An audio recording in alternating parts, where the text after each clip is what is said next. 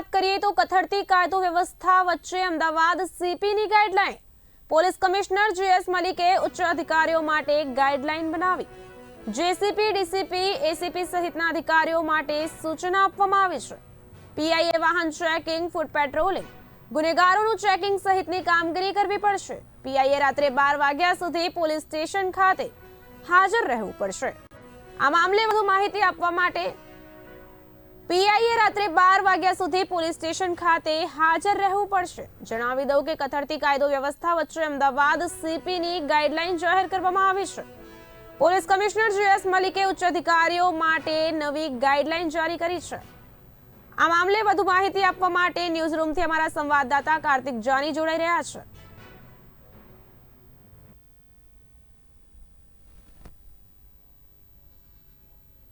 છેલ્લા કેટલાય સમયથી અમદાવાદ સહિત ગુજરાતમાં અનેક જગ્યા શહેરોમાં કાયદો અને વ્યવસ્થાના સ્થિતિને લઈને સતત જે છે તે સવાલો ઉઠી રહ્યા હતા ત્યારે તેને લઈને ગુજરાત પોલીસ દ્વારા અસામાજિક તત્વોને ડામવા માટે એક શસ્ત્ર જે છે તે ઉગામી છે તેને લઈને ખાસ વાત કરવામાં આવે તો ગુજરાત ડીજીપી દ્વારા પણ 100 કલાકમાં જે છે તે યાદી બનાવવાના પણ આદેશ કરવામાં આવ્યા હતા અને ત્યારબાદ જે છે તે અમદાવાદ સીપી દ્વારા એક નવી ગાઈડલાઈન જે છે તે તૈયાર કરવામાં આવી છે જો કે છેલ્લા કેટલાય સમયથી એવી પણ અરજદારો દ્વારા બૂમો પાડવામાં આવી રહી હતી કે જે તે પોલીસ સ્ટેશનના પીઆઈ જે છે તે હાજર હોતા નથી તેના કારણે જે છે તે પ્રોપર જે રજૂઆત થવી જોઈએ તે નથી થતી કોમ્યુનિકેશન જે થવું જોઈએ તે નથી થતું તેના કારણે પણ અનેક અરજીઓ જે છે તે પેન્ડિંગ રહી જતી હતી અને ઘણા લાંબા સમય બાદ જે છે તે પણ કોઈ કેસનું નિરાકરણ નહોતું આવતું તેવા અનેક સવાલોનો વચ્ચે જે છે તે અમદાવાદ સીપી દ્વારા ખાસ એક ગાઈડલાઈન નક્કી કરવામાં આવી છે જેની અંદર આ ગાઈડલાઈનમાં પીઆઈએ રાત્રે 12 વાગ્યા સુધી પોલીસ સ્ટેશન ખાતે ફરજિયાત રોકાવું પડશે તેવી એક ગાઈડલાઈનમાં જે છે તે નક્કી કરવામાં આવી છે વિગતથી ખાસ જો વાત કરવામાં આવે તો અમદાવાદમાં જે છેલ્લા કેટલાય સમયથી ગુનેગારી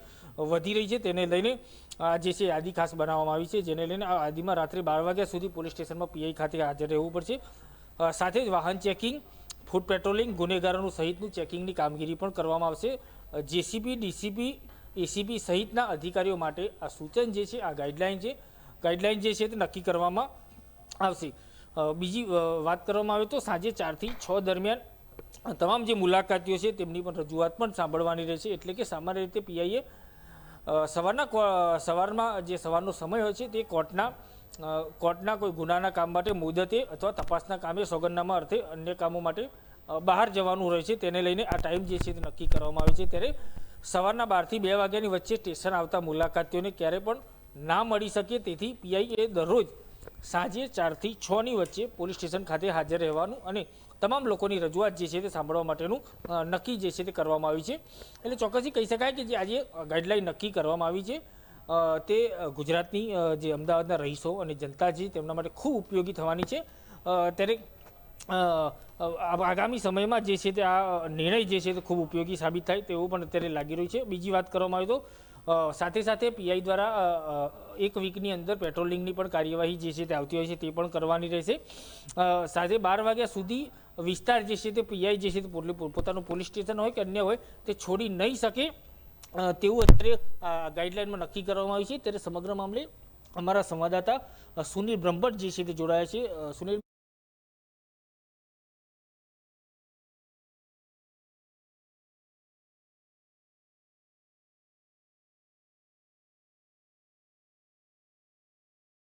નો એક લોડ રહેલો છે જ્યાં ને ત્યાં બંદોબસ્તો આવતા હોય છે અને બીજું તો ખાસ કે જે અત્યારે આ જે ગાઈડલાઇન્સ અત્યારે છે નો ડાઉટ બહુ સારી છે પણ પીઆઈ 18 કલાક તો અત્યારે હાલની તારીખમાં પણ કામ કરતા જ હોય છે અને ખાસ તો જ્યાં પણ મુદતો જેમ કે રાજકોટના પીઆઈ હોય અત્યારે બદલી થઈ અમદાવાદ આવ્યા અમદાવાદવાળા સુરત ગયા આ લોકોને દર મહિને 1-2 મુદતો તો આવતી જ હોય છે એની અંદર પણ આ લોકો 24 કલાક ડ્રાઇવિંગ કરીને યા બાય રોડ યા બાય ટ્રેન જતા હશે પણ આ મુદતો પણ વારંવાર ભરવાની હોય છે બીજી વાત રહી કે જે મોટા પોલીસ સ્ટેશન હોય છે એની અંદર પણ જેમ કે આપણે ગણતરી કરીએ કે જેમ સોલા પોલીસ સ્ટેશન તો સોલા પોલીસ સ્ટેશન એક જ પીઆઈ છે બરાબર છે હવે એ પીઆઈને પણ બંદોબસ્ત આપવામાં આવે તો 12 કલાક પાછું 6 કલાક વેઇટિંગ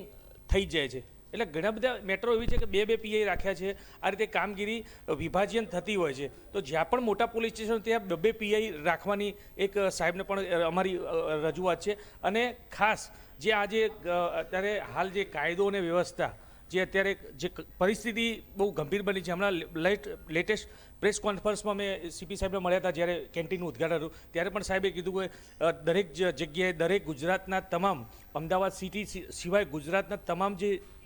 પોલીસ સ્ટેશનોમાં દરેક ઉપર કાર્યવાહી જે કરીએ છીએ પાસા અંતર્ગત પણ કાર્યવાહી થઈ રહી છે. એટલે ગુનેગારોમાં પણ ફફડાટ છે. અને અત્યારે હાલ જે સમય મર્યાદા જે લોકોને સાંભળવાનું હર હંમેશ પોલીસ તો સાંભળતી જ હોય છે, પણ ક્યાંક ના ક્યાંક એવા નાના નાના બનાવો બની જતા હોય છે કે સામાન્ય બોલાચાલી થતી હોય છે, ઉગ્ર બોલાચાલી થતી હોય એની અંદર મર્ડરો થઈ જતા, અને મેક્સિમમ જે કહેવાય છે 60 થી 70% રેશિયો જે કહેવાય છે એ હસબન્ડ વાઈફ, પતિ પત્ની, સુનિલભાઈ, એક વાત સાચી, આ તમામ જે ગુનેગારો સતત ગુનાખોરી વધતી હતી તેના કારણે જે નિર્ણય કર્યો. અમદાવાદ સહિત અનેક બીજા પણ શહેરો છે, સુરત શહેર પણ ધીમે ધીમે ક્રાઇમ સિટી બન્યું, ત્યાં પણ રેપ હોય, મર્ડર હોય જેવી ઘટનાઓ, લૂંટ હોય જેવી ઘટનાઓ સપ્તાહમાં એકાદ વખત સામે આવતી હોય છે. અમદાવાદમાં કાયદો લાગુ કરવામાં આગામી સમયમાં અન્ય શહેરોમાં પણ લાગુ, આપે જે વાત કરી પીઆઈ ઉપર કામનો લોડ હોય છે એ વાત 100% સાચી છે. સાથે ગાઈડલાઇનમાં એ પણ જોગવાઈ કરવામાં આવી છે કે 12 વાગ્યા પહેલાં જો પોલીસ સ્ટેશન છોડવું હોય તો જે તે નાયબ પોલીસ અધિક્ષક કે ઉપરા પોલીસ અધિક્ષકની મંજૂરી લેવી પડશે. અન્ય શહેરોમાં પણ કાયદો અને વ્યવસ્થાની સ્થિતિને લઈને આ નિર્ણય આગામી સમયમાં કરવો જોઈએ, આ ગાઈડલાઇનનું પાલન કરવું જોઈએ. કેમ અમદાવાદમાં હાલ નિર્ણય કરવામાં આવે છે તે ખરેખરમાં કેટલો આગામી સમયમાં લોકો માટે